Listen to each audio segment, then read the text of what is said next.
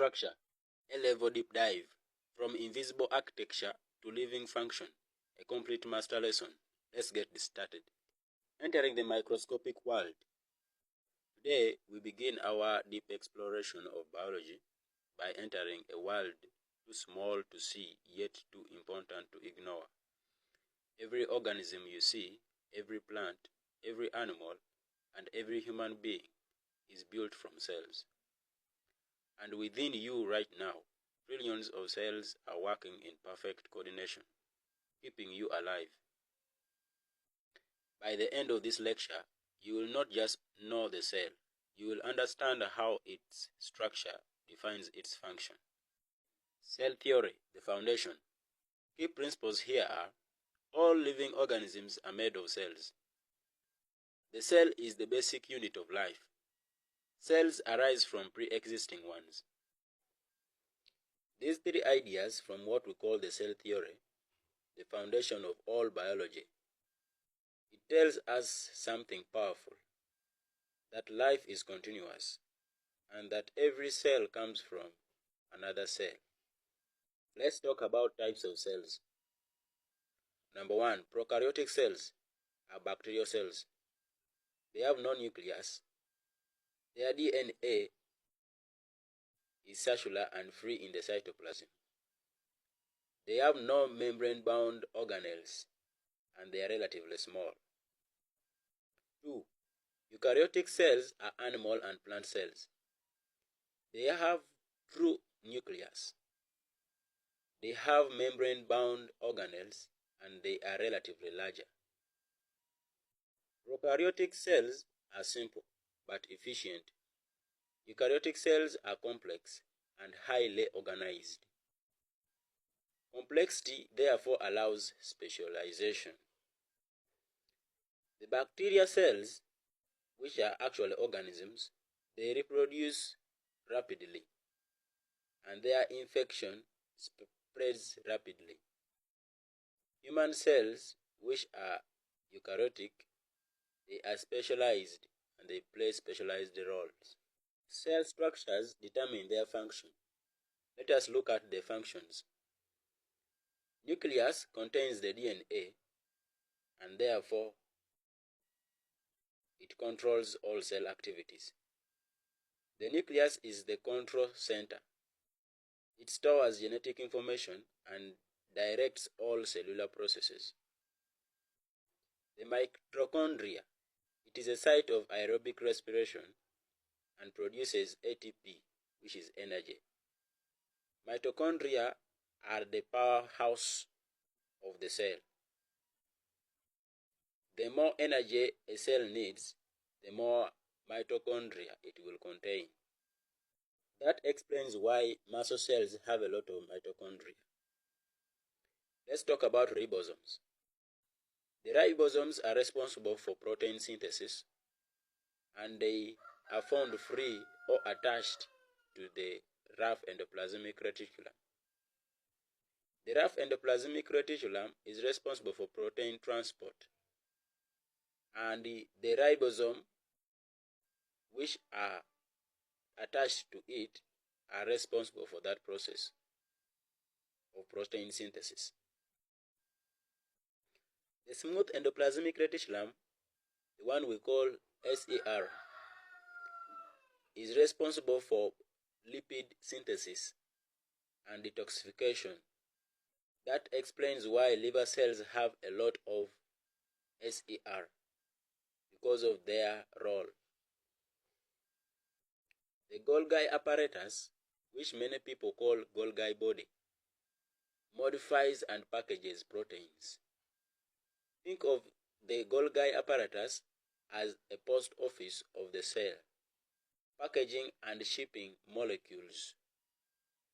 Now, the lysosomes contain digestive enzymes, which we call them lytic enzymes. They break down wastes and worn-out cells. Lysosomes contain digestive enzymes, the one we call lysozymes. They break down wastes. The cell membrane controls movement in and out of the cell. whereas the cytoplasm is a site of metabolic reactions. Let us look at microscopy. We have two types of microscopes. One is called the light microscope and the other is electron microscope. To study cells, we rely on microscopes. Electron microscopes reveal ultrastructure and allow us to see organelles in detail. This brings us to this formula of magnification. The magnification of a microscope is equal to the image size divided by actual size. The formula is over here. This means that if the image size is showing 15 centimeters and the actual specimen size is 3 centimeters, we shall get the 15 and divide by 3, and therefore we shall get the answer as magnification equals to times 5. Plant cells are unique with some features that animal cells do not have. Cell wall made of cellulose, chloroplasts for photosynthesis, and large central vacuole to store cells up. Therefore, plant cells are designed for energy capturing. That's why they have chloroplasts. For stability, that's why they have a cell wall. And energy storage, that's why they are also equipped with a large central vacuole.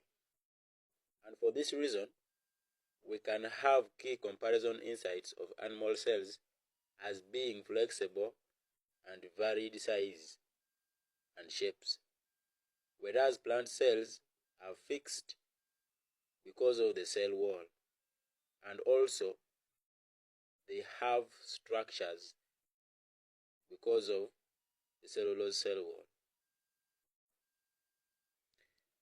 Cell specialization. The red blood cell is specialized for oxygen transport. Why do I say like that? It is just because they do not have a nucleus, and this enables them to have enough space to accommodate oxygen molecules. Remember that red blood cells transport oxygen using a compound called hemoglobin. And when oxygen combines with hemoglobin, they form a complex called oxyhemoglobin.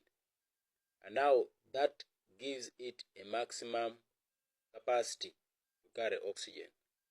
Similarly, nerve cells are specialized for signal transmission just because of their insulation by nodes of Ranvier. In the same way, muscle cells are specialized for contraction because of their specialization of having a lot of mitochondria. Therefore, they have possibility to generate as much energy as they need. That is through breakdown of ATP to ADP and the inorganic phosphate molecule. Cells are not therefore identical. What do I mean by being identical? They do not look exactly the same. They are therefore specialized for their function, and that is why structure changes to meet the functional demand of the cell. Let us connect these ideas together.